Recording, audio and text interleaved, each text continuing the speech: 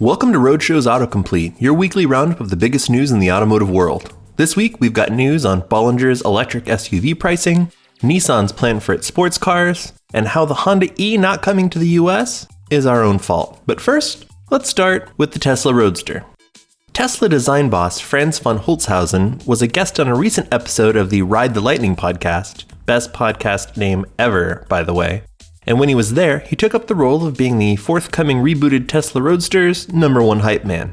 Specifically, he claimed that the new Roadster would be better in every way than the recent prototypes that the brand has showed off. Von Holzhausen wasn't especially specific about how exactly the engineers are going to pull off that improved performance, given Tesla's history of making wildly bold claims and then not totally always delivering on time. We're gonna have to wait and see. Seeing a late model Mercedes-Benz E-Class wagon in the wild is a bit like seeing some kind of rare bird sitting on a fence post. It's thrilling, and it doesn't really happen all that often for the most of us. Unfortunately, you're not going to want to follow too close to one to appreciate it, because NHTSA has just issued a recall for 2017 to 2019 model year wagons over concerns that their spoilers were improperly attached at the factory in Germany, and that they can fly off without warning. If anything, this is just proof that not even the hallowed halls of Sindelfingen are immune to the odd manufacturing mishap. So apparently a bunch of crazy people were buying Teslas, keeping them for a few weeks, then returning them and ordering them in a different color. Wild, right? Well, I guess it was enough of an issue that the Big T has had to change its return and exchange policy in order to curb the behavior. Now, if you order a car and decide you need to return it, you're gonna have to wait 12 months before ordering the same car in the same spec. Also on the chopping block is Tesla's $1,000 refundable customer deposit policy. Now the deposit amount has been slashed to just $100, but it's non-refundable. That makes a lot of sense to us because dealing with refunds both sucks and is totally time intensive in any industry. And, Tesla's got to save money where it can. We've been spending a fair amount of time lamenting the fact that Honda wasn't planning on bringing its delightful looking e-electric city car to the US. I mean, it's small, cute, rear-wheel drive, and I'm already wanting it so badly that it's giving me a nosebleed. Well, according to a report by Jalopnik, Honda's Kohei Hitomi, aka the person in charge of the Honda E's development, said that the car was initially planned for the US market. Wait, what? Yeah. But the Big H pulled the plug on it coming here because of a perceived low level of interest in a small electric car. Now, if you'll excuse me, I'm just gonna go somewhere and sulk. Lots of people know about Aston Martin. I mean, the fact that it still exists and that it makes cool cars probably helps with that, but a lot fewer people are aware of Brough Superior these days. For that latter group of people, Brough Superior was a British brand that made the world's fastest motorcycles in the very early part of the 20th century, and they're eye-wateringly valuable today. A few people have tried to resurrect the brand over the years, but the most successful attempt has really only occurred in the last couple of years. But now that it has a couple of models under its belt, Brough is getting bold. So bold that it's partnering with Aston Martin on a very limited run of motorcycles set to debut at the EICMA show in Italy in November. Details right now are a little thin on the ground, but we can bet that it'll probably be V-twin powered and that it will cost an absurd amount of money. Speaking of absurd amounts of money, electric off-road truck and SUV startup Bollinger has released pricing for its two models set to enter production in 2020, and holy hell is it asking a lot of quiche for each of them. How much? Try $125,000 to start.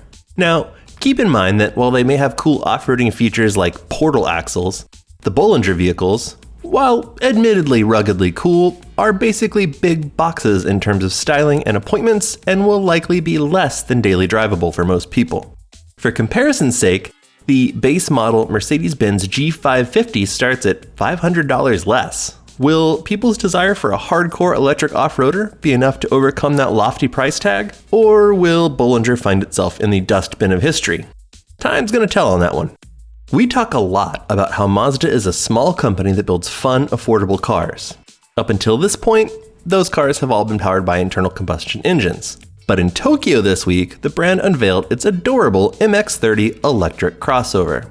Now, we don't know too much about it at this point, but we do know that it's got a 35.5 kilowatt hour battery pack and freaking suicide doors.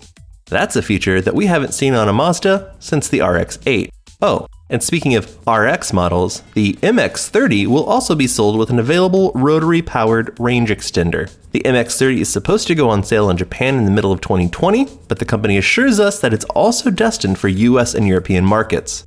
We really can't wait to give this one a go.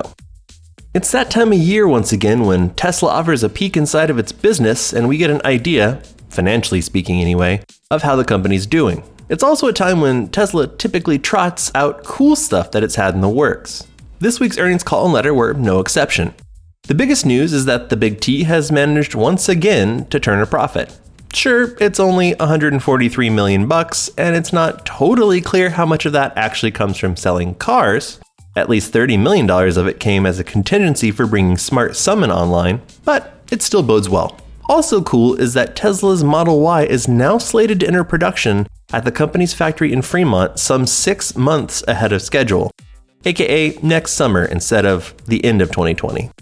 When it comes to having an old product line, Nissan is guiltier than most manufacturers. This is especially true of the more sporting models in its lineup. The current generation of Z car, for example, debuted in 2008, while the GT-R managed to blow everyone away when it came out in 2007.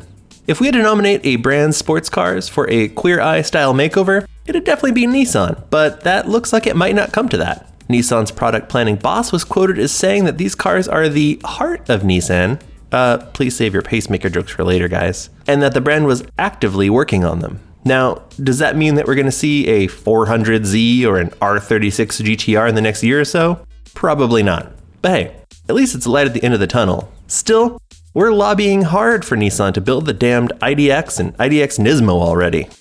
That's it for AutoComplete this week. Don't forget to subscribe and hit the bell icon to stay notified of all new videos on Roadshow, and we will see you again next week.